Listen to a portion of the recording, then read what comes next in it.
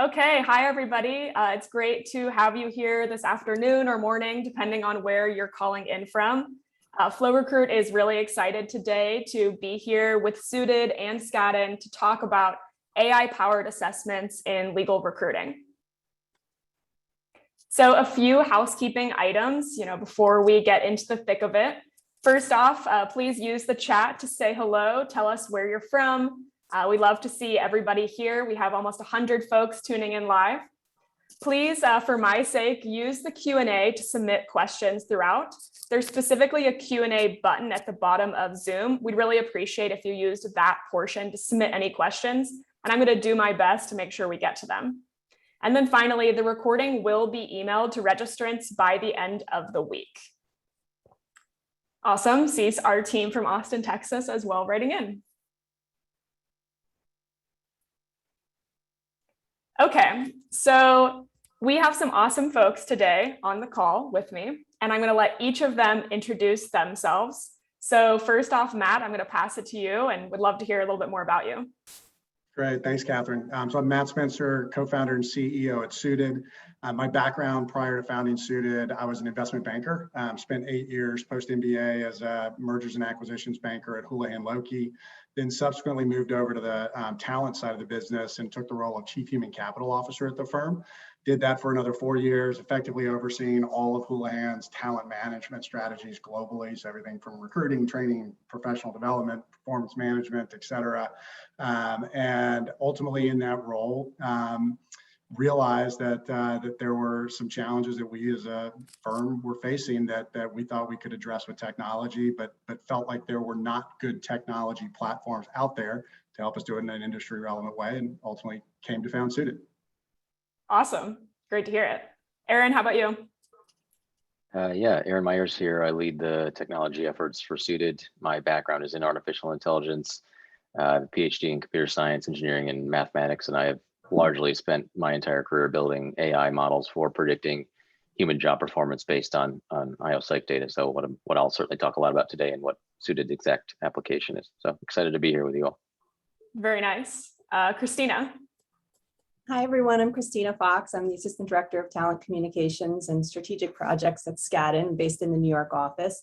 I've been with Skadden for almost 20 years now. Most of that time has been in the attorney recruiting area. And most recently, I've shifted over into more of an internal communications and strategic talent projects role, which involves any type of new project that touches on attorney recruiting, development, and DE&I. So projects such as talent assessments and data analytics and so forth is something that I've been spending a lot of time on. So happy to be here today.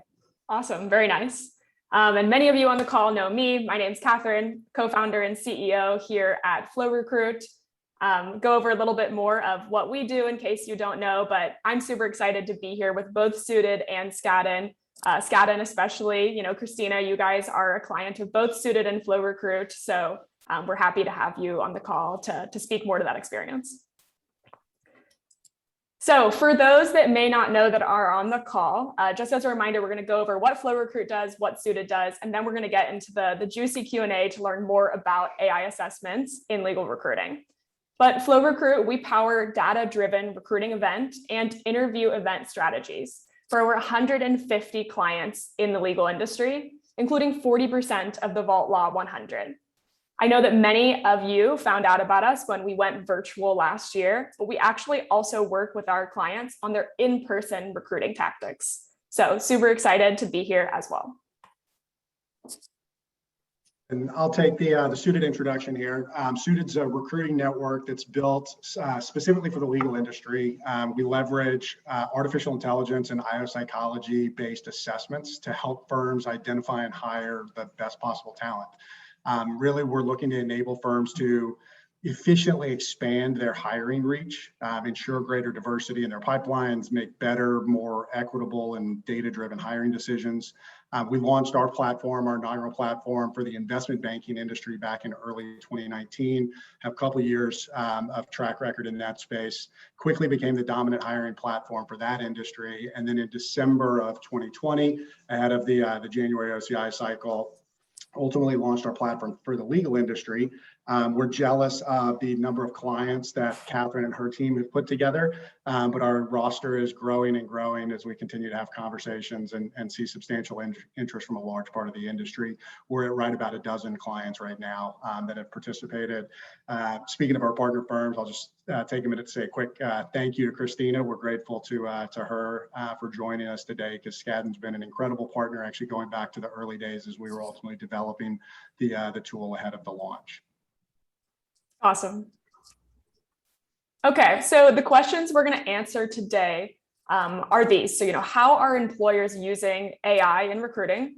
What even are AI-powered candidate assessments? I think Aaron is really going to show us all of his nerdy stuff with all that PhD knowledge. How can AI even reduce bias in hiring? And then finally, how does this fit into the legal industry? So I'm going to stop sharing my screen so that we can get into the panel.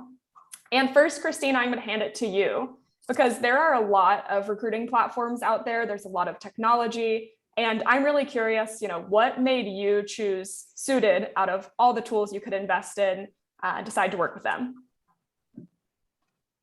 Great. For us, and I know there's several folks on this webinar that I've talked with offline over the course of this journey for the last few years. But I think for us at the firm, several years ago, when we were faced with the compression of recruiting season and the pace that things moved and the limited opportunities that there were to get to know candidates in a meaningful way, the obvious step was to try to figure out how can we learn a little bit more about candidates, perhaps in a more objective way.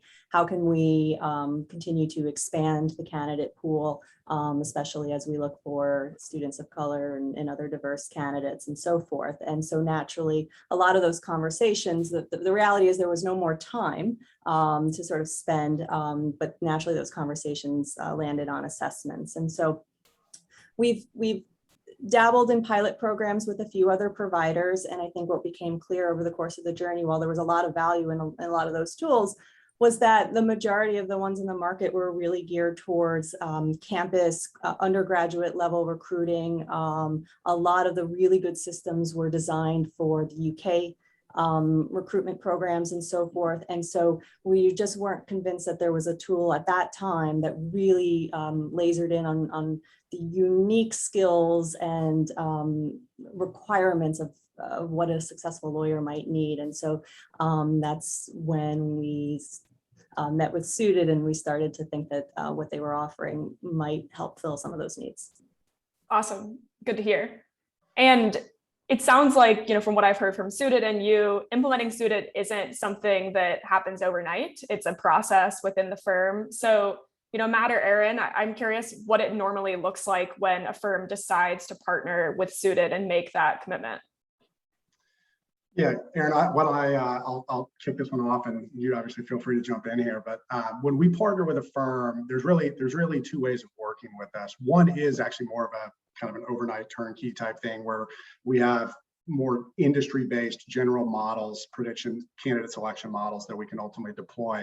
What most firms look to do, though, is to bring on a customized model. I think law firms rightfully believe that there are differences between them, right? And we see that in the data all the time. Somebody who's going to be a high performer in one place may not be successful in another. And so a big part about understanding candidates starts with understanding the firm itself. And so typically when we partner with a firm, we'll go through a data collection process where we have their attorneys complete the assessment that we've developed specifically for the legal industry, specifically for identifying and the characteristics that are going to be relevant for high performing attorneys. And then we correlate that against job performance as provided by the organization. Here's our high performers, our low performers, everywhere in between. And that effectively is where Aaron and his team really step in to look at, of all those different characteristics that we're measuring, what are the things that are actually driving performance unique to this organization, as maybe different than just general attorneys at large. Awesome. Anything to add there, Aaron? Yeah, I'll add that that mostly encapsulates it, but it is a pretty heavy lift on our end. We spend a good amount of time with the data we get from our partner firms and trying to do everything we possibly can to understand what is predictive of performance at a firm and what isn't, and then relaying that back to the firm and codifying that in a model. And as the years go on, as we build really strong relationships with these partner firms, we only collect more data. The AI only gets smarter, and it gets better and better and more predictive. So we're really excited about long-term future of this. Awesome. And I heard in there, we're asking attorneys to take an assessment, and we know from our work at Flow Recruit that attorneys are super busy. It's often difficult to get them to fill out anything. So Christina, how was it rolling out that assessment to internal folks, and sort of what was the reception inside the firm for something like Suited? Yeah, I mean, I think any recruiter on this webinar who is tasked with trying to get their attorneys to do something, certainly in mass, realize that that's an uphill battle, no matter what it might be. But I think, fortunately for us, we're a firm that there's general openness to trying new things and so forth. And I think because most of our attorneys are homegrown and have come through summer programs and so forth, there's a willingness to give it a shot. And truthfully, I think folks were interested in hearing that we were trying something new to try to, again, get to know the candidates, more information about them to make better decisions. I think everybody was on board with that. I mean, naturally, as anyone would suspect, and surely folks on today's webinar, that there's quite a bit of skepticism that comes with using AI. I'm sure we'll talk about that a little bit further. So, it was a process, and it took a lot of one-on-one phone calls for people to sort of say, now, wait, what are you using this information for? And so, you had to plan an internal campaign around, getting folks to participate, and buy in from leadership and so forth. So there's definitely an effort there that you kind of have to plan for. But I do think it's doable, because in the end, I think it's a valuable opportunity. Yeah, definitely. And I saw a question came through about, what percentage of the firm's attorneys do you actually need to complete the survey before you can move forward? I can take that one. To build a custom model, which again, is, as Matt said, is what most firms choose to do and is by far the most predictive thing. We typically need about 100 people to respond to the survey, to our suite of assessments, and then get performance data on those people. The more, the better. Typically, the higher percentage of the firm that we have, the smarter and more predictive the model is. But 100 is about the minimum. Awesome. One thing I'll just add to that is one of the great things about AI is it's continuously learning, and so we don't just start with what percentage you get to complete it right up front and those performance data variables. We also want to continuously update that. So how did somebody who was performing at a certain level this year, a year from now, how are they performing? All the candidates who are coming through the process, who do you identify and bring through different phases? They ultimately, who gets hired, how do they end up performing? All of these data points accrue.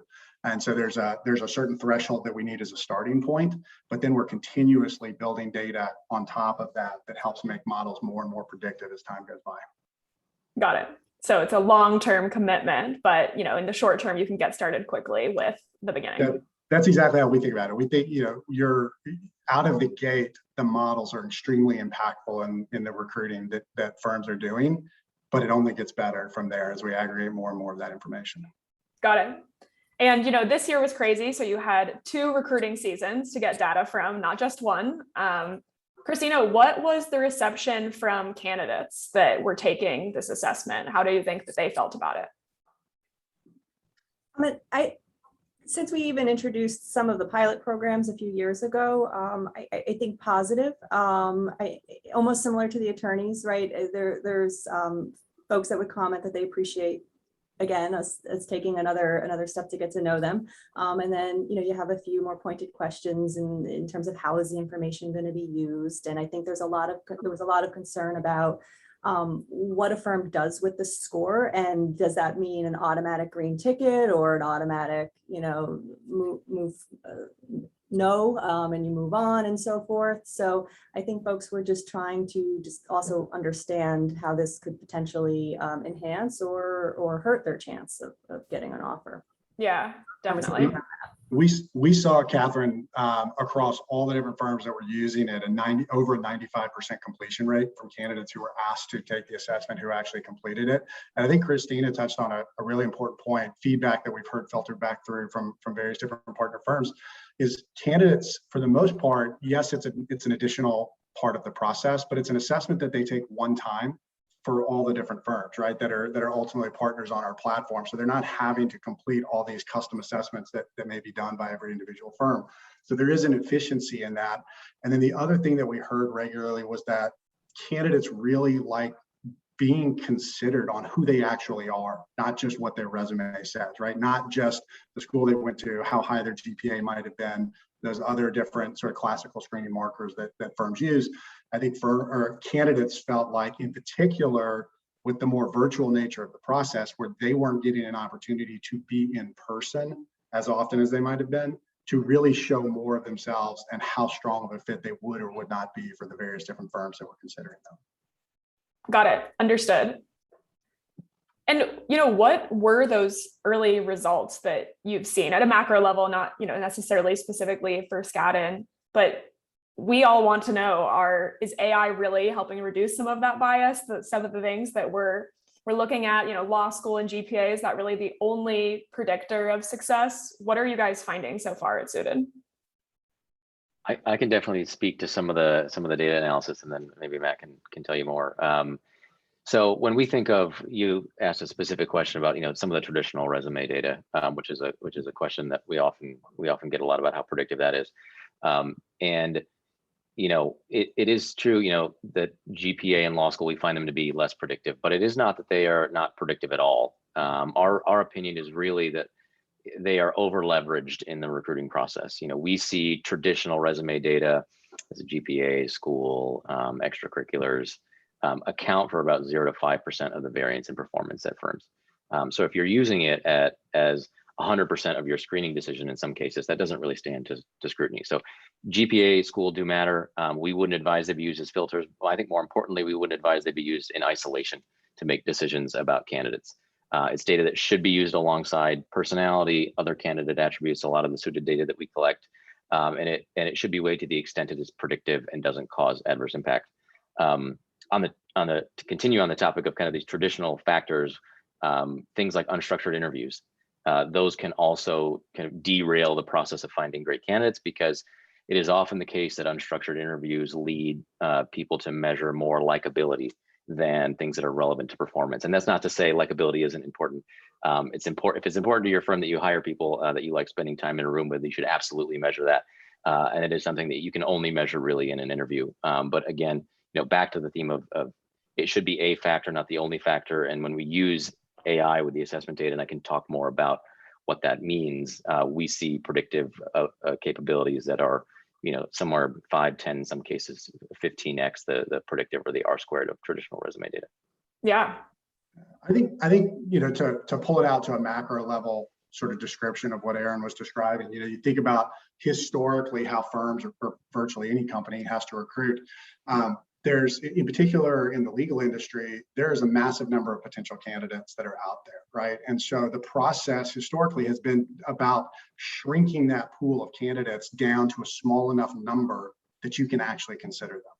Firms are traditionally doing that based on those classical markers that Aaron was just talking about that do have some relevance, but are not the end all be all. Top law school, GPA, high GPA, various different things that you're ultimately going to see.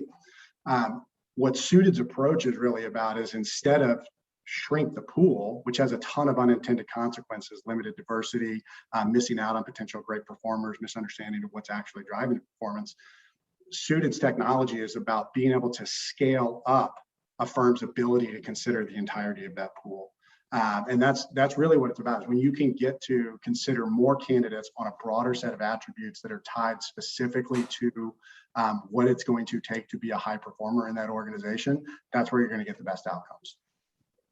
Awesome. Good to hear. And I saw, related to that, Brittany in the chat asked about the assessments. Are they done for everybody at the firm? Are there specific assessments for folks that are more senior? And then how does that actually translate to most of the entry-level candidates that you are assessing? Yeah, it's a great question, Aaron. I'll talk sort of initially, and then you obviously dive in. But the assessment itself, the things that we're collecting, the data that we're collecting, which is really across 10 different personality characteristics, 8 different values, 3 stress response styles, and then 3 essential competencies, all of which were identified through substantial IO psychology work, focus groups with practicing attorneys, interviews, firm leadership, recruiting teams, et cetera. All of those things were selected because they are predictive of performance as a practicing attorney across multiple different roles. Now, what you may see is at different roles and different levels, different points in the career, the weighting of how important those various different attributes are may be entirely different, right? For a partner versus a brand new associate, there's obviously different things that those individuals are doing on behalf of the firm that tie into their performance, and how their underlying characteristics and competencies roll up to support those can be very different by not just level, it could be by practice area, right? And certainly we see in between firms. So we really look at it. We want to collect as much data as we can across the entirety of a firm's population set, and then we look at building predictive models that are tied towards entry-level positions is where we're focused on today. Eventually, we may be focused on more experienced level positions, but today very focused on that entry-level campus incoming associate and driving the most predictive and accurate models that we can. Got it. And then at the end of the day, you're measuring whether or not a candidate might be a positive match for the firm through some sort of probability score. Is that correct? That is correct. Yeah. The thing we measure very specifically is the probability of someone being a top performer. So it isn't just a match. Someone who would be maybe an average performer at a firm might get a low score from us. We very specifically target who do we think, actually, who does the performance data suggest would be a top performer at a firm, and the score that you see if you ever log into a Suited portal is the probability of this person being a high performer at your firm. Along with that, it isn't just a score. We also provide a lot of context, something we call top determining factors. So you also see, why did this person get this specific score? And it'll give you a lot of the context and details around some of the psych data we've measured and what aligns with your current high performers, or maybe aligns with some of your average or lower performers. Understood. So Christina, taking that score, when in the process were you actually considering that score, maybe versus some interview feedback? I'm sure it didn't always line up. So when exactly in the process were you looking at that Suited data? Yeah, and just to sort of describe where we are in this overall process, as you mentioned, we've now had 2 OCI cycles. To some that may sound like a lot, to others that may not sound like a lot. We still feel like we're in like learning and development mode on this entire project and how to use it and so forth. So the early decisions that we've made in this project is to ask folks to take them, anybody who's been invited for a callback interview, to take it. It's a requirement as part of the process. We had a pretty high response rate, so we were pretty pleased about that. Ideally, they would take it ahead of when they came in for the callback interview, as most on this webinar know that moves awfully quickly. So as long as we could have that score by the time we went to hiring committee, it was a piece of information that was included as part of a candidate's file.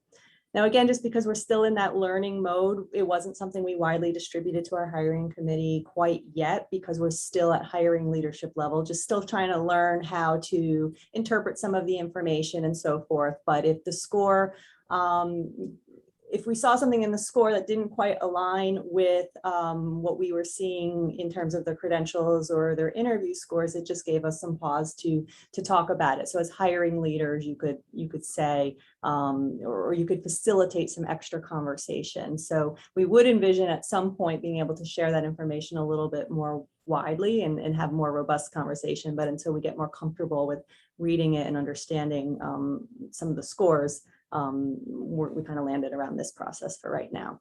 Yep. And Katherine, I'd like to build on that just for a second. I mean, I think what Christina just described is exactly the way that we see the world as well, which is that this is meant to be an additional data point, right? It's not a replacement for human-led decision-making in your interview process. It's an additional data-driven, bias-free data point that will ultimately help firms get to better overall decisions. And we really see it as really a signal, decision support tool, if you will, where if our our selection models align with interviewer feedback and say, hey, candidate looks, both of those come to the conclusion that this looks like a great candidate. Great, move that person through the process quickly, right? Get an offer in their hand and do it. Similarly, if they come to the conclusion that no, you know what, this candidate looks like a mismatch for us, cut the person from the process without having to worry about was there bias in it. So you can get to very quick answers across, those things where there's alignment. And then importantly, as Christina said, we're not going to align with every decision that a firm would otherwise make, right? That's not what we're trying to do. In fact, we're trying to challenge a lot of those decisions and give firms the information to understand and to do that. And so when you do see situations where interviewers think one thing and the models think another, that's an opportunity to dig deeper, ask the questions as to why, uncover what is it that either of those are seeing or missing, and then understand the risks and the potential rewards of bringing that person in against that type of situation. The other thing I'll make, just as the way you started the question, was at what point in the process, was Skadden using it? And we at Suited, we don't try to prescribe to firms, here's how you have to use our tool, right? We build it so that we can provide data to impact your hiring decisions, how and at whatever point you want to deploy it. So we do have firms, Christina described how Skadden used it. We have firms who used it before OCI. They got their schedules, here the candidates are going to be. They reached out to those candidates, said, this is part of our process. Before we will make a decision on calling you back, you have to complete the Suited assessment. So it wasn't that they had to do it before the OCI interview, but they had to make it before the firm would make a callback decision. We had multiple firms using it that way.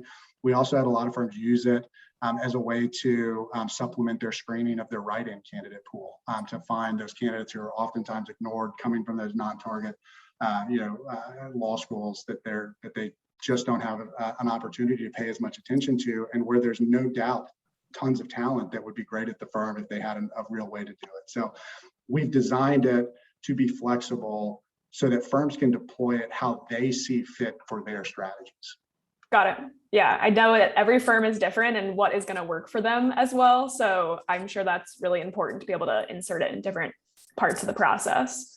Matt, at the very beginning, you said something about, Suited is a way to assess a candidate bias-free. I think that's really crucial here. And we know that the legal industry is not exactly the pinnacle of diversity, equity, and inclusion from the data of the industry. And y'all's assessments are looking at the folks that are already inside the firm. So how can an assessment of a top performer who has been through that systemic process, and maybe it's relatively homogeneous depending on the firm, how can that be a predictor for someone who might have a diverse background coming up and being a top performer? How do you remove that bias?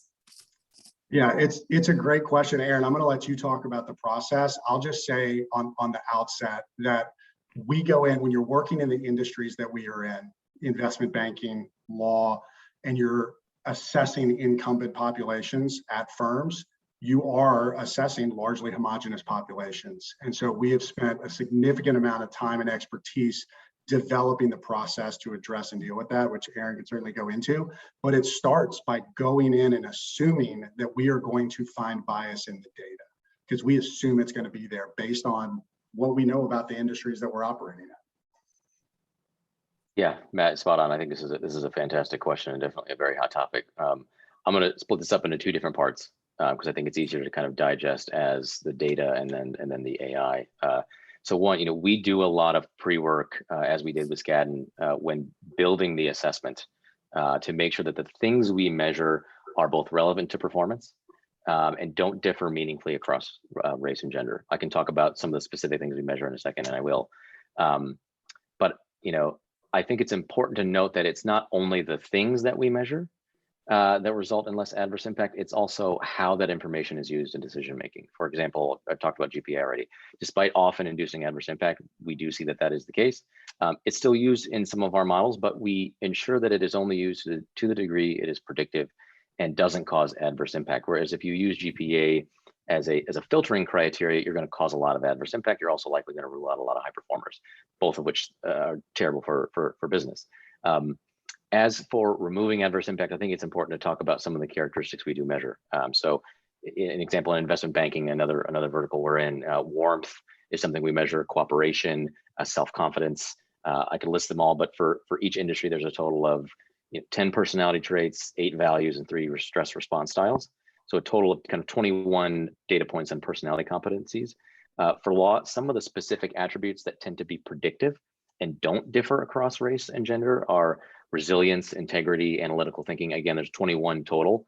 And the question of, when we're building the AI, when we build this analysis engine with all these 21 attributes, how do we ensure it doesn't cause adverse impact, aside from the fact that the things that we measure tend to not vary much between race and gender, especially the way GPA and school do. So for example, 2 of the attributes that we measure in investment banking that can be predictive but also cause adverse impact are warmth and self-confidence.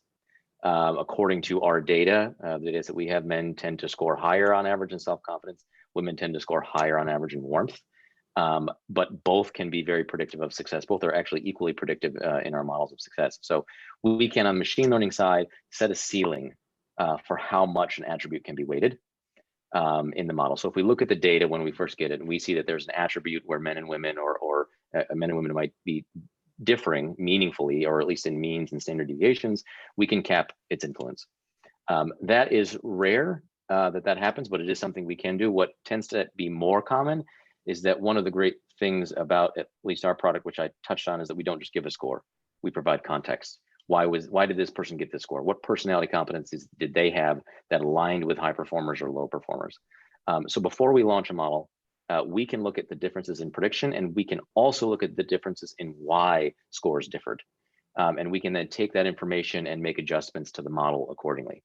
And it just so happens to be the case that in a lot of our analysis, even let's say the extreme example, our entire data set is based on, let's say, white men, for example. The traits that make people successful are not exclusive to white men. And the low performers in that firm would also be white men. And so what we do is we're able to extract the things that are meaningful to performance, codify that in a model, and they are traits that are just as prevalent across other genders and other races. At least that's what we find to be the case in the data that we have so far. It was very long-winded. Let me know if that answered your question.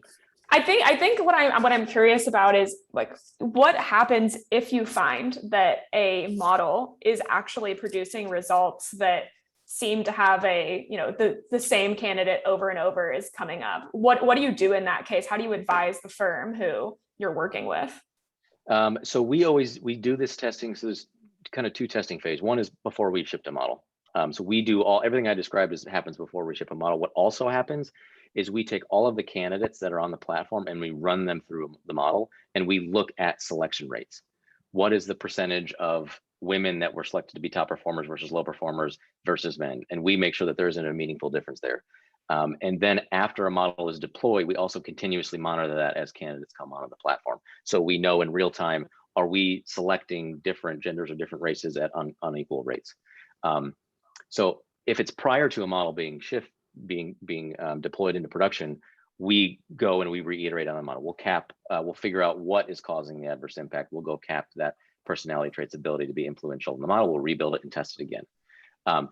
If it ever happened that a live testing of candidates after a model had been deployed showed adverse impact, we would obviously reach out to that firm immediately and have a discussion, and we would try to rebuild and redeploy. That has never happened to date, because we have so many candidates on the platform that by the time the model is deployed, it has been so rigorously tested that the odds that changes is so rare. I mean, we've never been in that scenario, but if it was, we would immediately reach out and inform the client. And I think that's the important thing is, like, when we're testing, it's really the gold standard, if you will, to think about testing of these algorithms. We're testing against the actual subject population of intended use, right? Fancy way of saying we are testing actual law students who are looking for jobs in big law. And we have that because we've got candidates that have, I think 7,000 plus to date who have come through our platform across a range of demographics. So we can actually test every single model we build to make sure that it is not creating adverse impact or bias against any group, regardless of what the training data set was that it was trained on. And then I think importantly, as Aaron just described, that's not good enough to say, hey, when we built it, it passed adverse impact.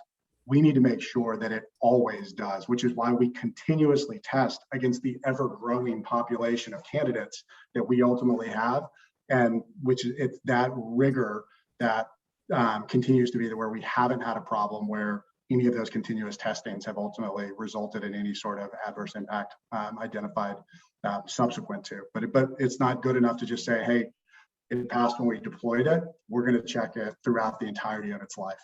Yep. Yeah, and Christina, I'm curious. I mean, these questions that I'm having about how does this actually work? Can it really reduce bias? I'm sure that folks inside your firm had those same questions, and I'm wondering how you addressed them. I mean, here we have the pleasure of being with the experts, but sometimes the expert isn't always in the room. So how has that been, you know, talking through some of this technology with higher leaders in the firm? As I mentioned before, you know, it's a process. It certainly helps at a firm like mine, where both hiring leadership and firm leadership are open to trying, you know, new things.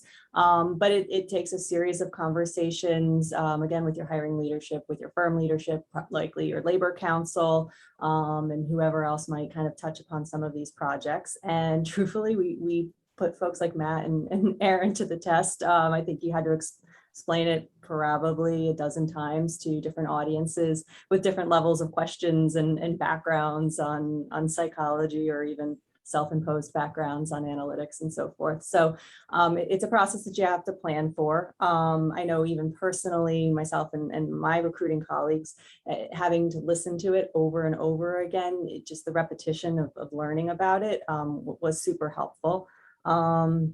Because as we know, I mean, our attorneys, they're so entrenched in our process and how we do things. And many think the process worked for me, it'll work for the future. And as folks that pride themselves on having tremendous instincts and being able to assess for risk and identify opportunities, they do it so well in their legal careers.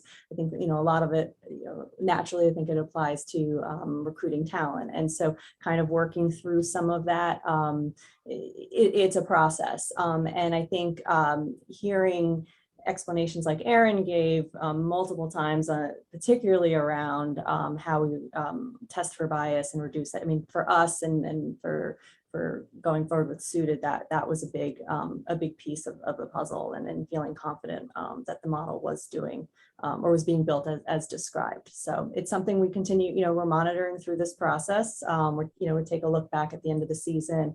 It's really helpful now finishing a summer class. You can go back, you can look at what some of the predictions were. You can kind of feel out, okay, I kind of see, you gain some trust and confidence in what it was saying, especially as Aaron described it. It'll explain some of the factors that they might have scored more highly. And when you can start to see that visible in your summer associates, I think that that's a rewarding part of the process and reaffirms that you're in the right direction. But I mean, truthfully, you know, it's going to be seeing the candidates that we interviewed in OCI this year several years from now as associates at the firm, and that's when we'll see when they perform. I mean, as most wouldn't put too much weight in a first or second year performance evaluation. So, you know, I add about 3 years, 2 years, yeah, that's how you get to 5 years, right?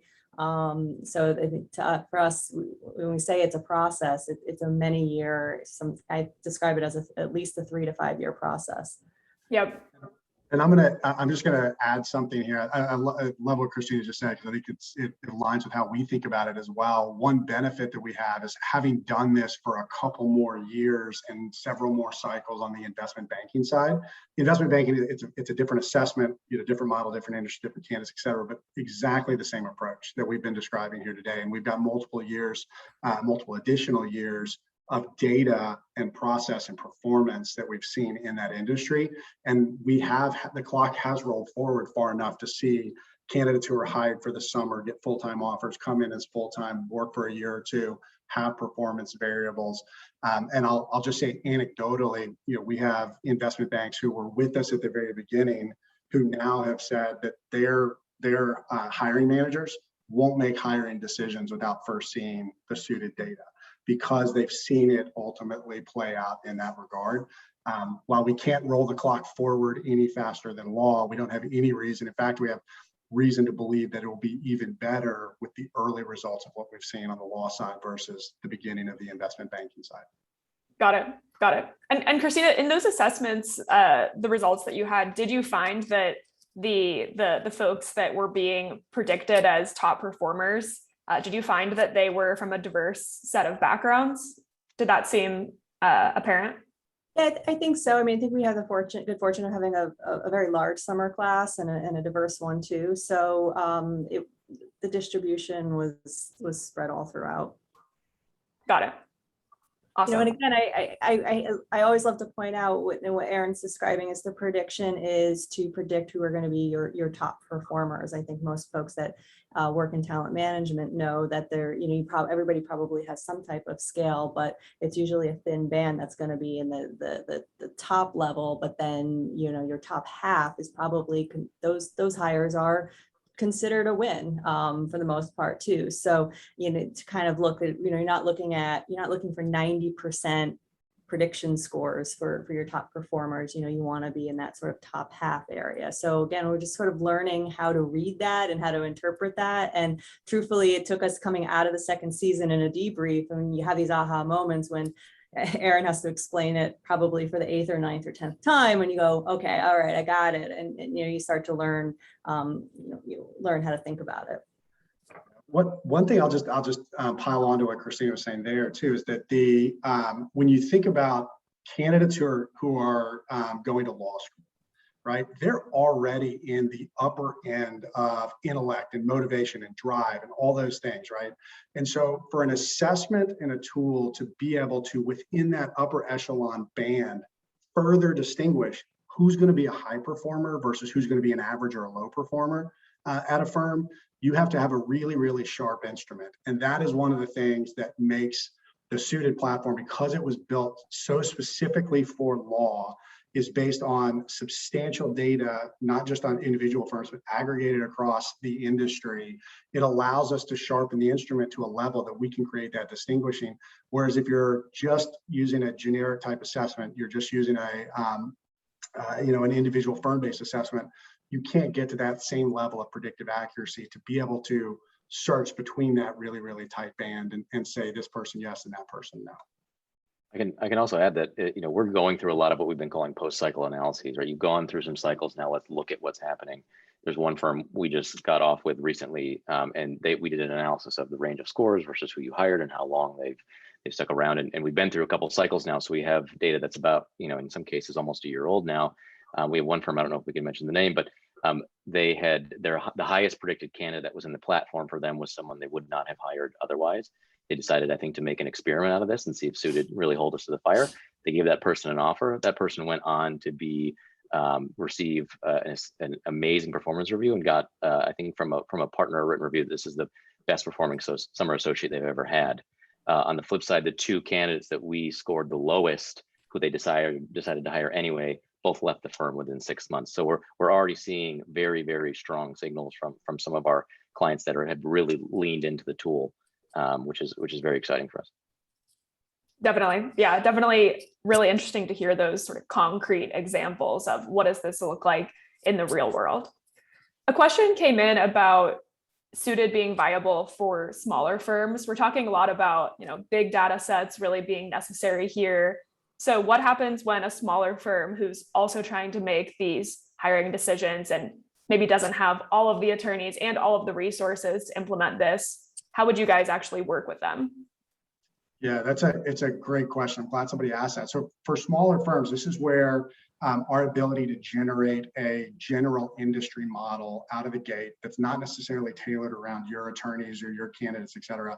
We can build that to start and then start to combine your data in with it. So if we still wanted to assess your lawyers and whatever level we can ultimately get. And because we talked about at the beginning, data aggregates over time, whether it's additional performance scores of your data, new people who are hired who become performers, all of that process data, the candidates that came through various stages in your process, who'd you like, who'd you not, who'd you hire, et cetera. All of that becomes informative. So out of the gate, you might start with a model that's predicting, hey, this person is likely to be a good attorney.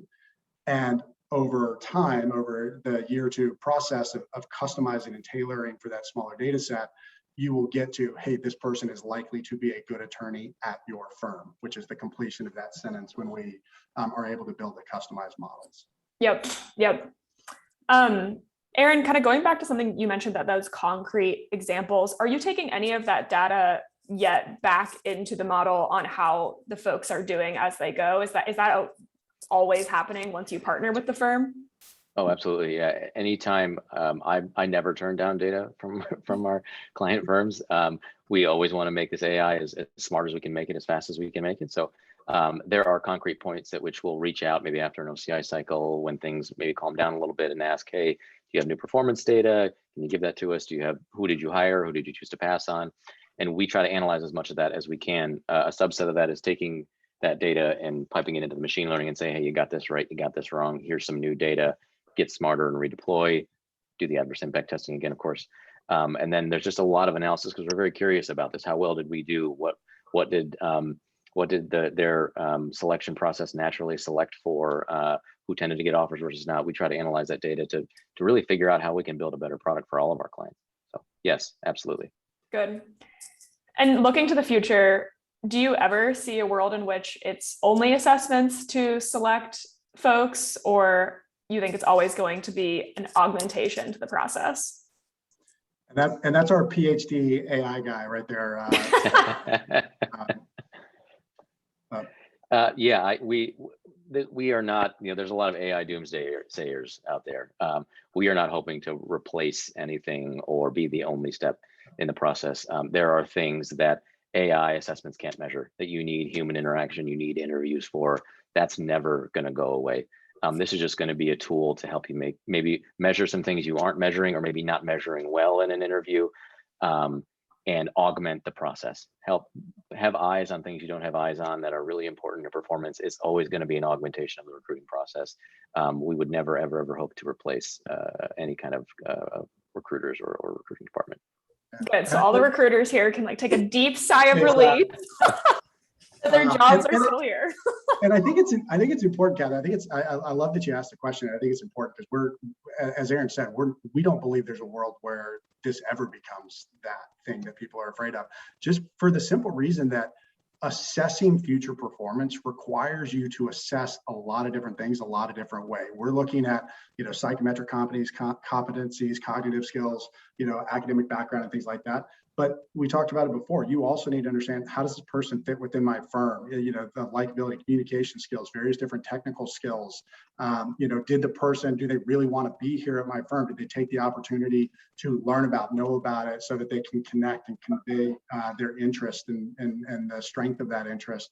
What's their understanding of the general industry and their career track? All of those things are much better assessed by the people who are currently assessing them in that industry. What we are really bringing is adding elements that aren't assessed in the process today, certainly not strongly and certainly not properly, which is, what are those underlying psychometric and cognitive skills that align towards performance, and combine that with all those other things that are part of the process. And in doing so, you get to a much more complete answer, and a much greater likelihood of the people that you're bringing in actually turning into the high performers that you thought they were going to be when you gave them the offer. Awesome. Good. Yeah, that's all super exciting. And us at Flow Recruit, we love that the industry has really accepted virtual as a way to screen candidates, because we also think it helps open up the pool. You can reach so many more candidates when you don't have to fly cross country and miss the flight because there's some sort of weather issue. You can actually go and meet those candidates. And it sounds like Suited has a similar mission of opening up that candidate pool by being able to just assess more. It's absolutely true. And especially when it comes to areas of DE&I, right? Just thinking about diversity, you're never going to solve the problem either as an individual firm or certainly as an industry if you don't broaden the aperture of the places that you're considering candidates from. And we actually did a presentation for their June Recruiter Summit. And one of the data points we shared there is that if you actually look at the data, there's about 5,500 summer associate positions in big law.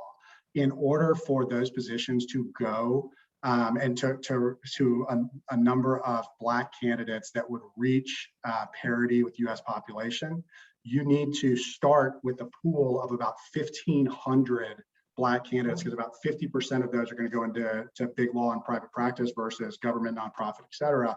To get to 1,500 Black law students, you have to accumulate all the Black law students at the top 110 law schools in the country. So just to give you, I mean, that I think is a representation that says solving the diversity challenge within the industry is not about adding one or two more target schools.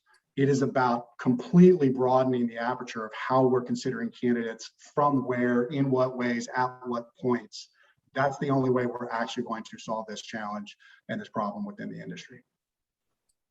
And I think with those points in mind, I think something that I often forgot was part of the vision of Suited, and please correct me if I misstate it, but I love the idea that over time, as you build that network, as you mentioned, you've got over 7,000 current law students looking for big law jobs in your network, that in addition to putting my own candidates into the system and seeing how they score, I can peruse that pool and see how they align against the model, and then potentially reach out to them to see if there's interest. And I think that that's another way to reach out to a broader pool in a very unique way, in an opportunity we just currently don't have in our industry.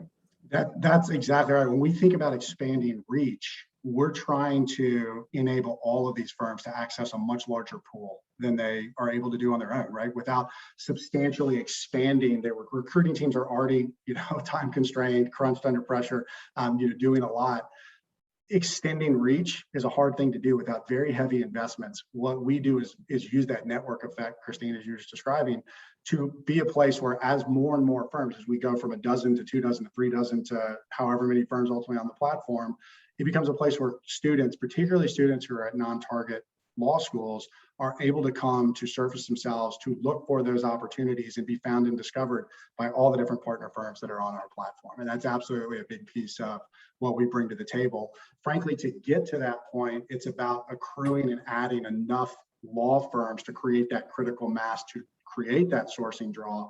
But we're very well on our way in that regard. And the same thing was true again on where we have multiple years of track record on the banking side. We saw the exact same thing come to being. When you hit a critical mass of firms, you start to become a source where candidates are going to look for these opportunities and to be found. Awesome.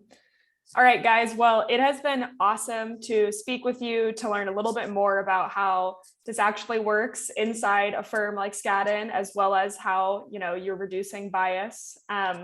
Any last words that you want to share before we sign off for folks? Sorry, you said to me, directed to me? Or? No, anyone. Anybody. Just any last words? Any last words? I mean, look, I think from my standpoint, we're really excited about the early results that we're seeing as we've moved into this industry. Our partner firms have been absolutely fantastic. So Christina, again, thank you to you and Skadden for being one of the early adopters here. And we're connecting regularly with a lot of different firms in the industry.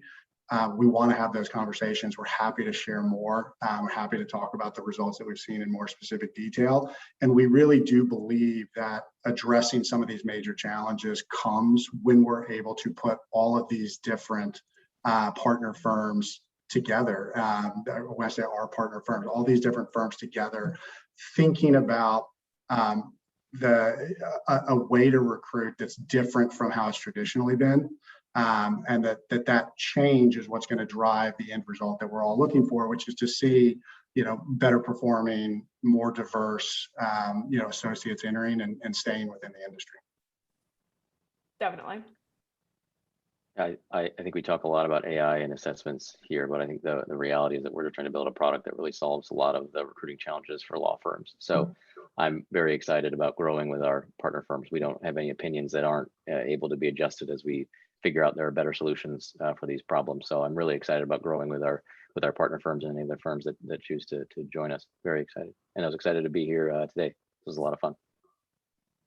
Amazing. And thanks again for having me. And I just to share with the group, as somebody that has zero experience in this area, the partnership's been invaluable. It's suited because they're very patient in teaching you how to think about some of this and so forth. So I definitely recommend, inquiring with them if it's just something you just want to learn more about. And I'm always happy to talk with folks. I think plenty of now friends on here know that. So feel free. Good to hear. All right. Well, thank you guys so much for being a part of this.